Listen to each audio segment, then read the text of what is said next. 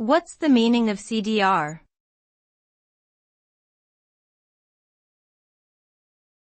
CDR.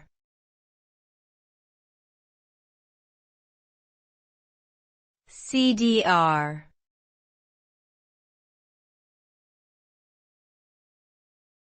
CDR.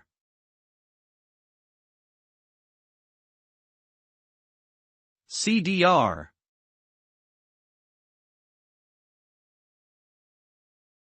CDR is a commonly used acronym that stands for Call Detail Record. It is a type of electronic database that contains information about telephone calls or other communication services. CDR data typically includes details such as the time and date of the call, the duration of the call, the phone numbers involved, and any additional information related to the call, such as its location or the type of service used. This information can be useful for telecommunications companies, law enforcement agencies, and others who need to track or analyze communication activity.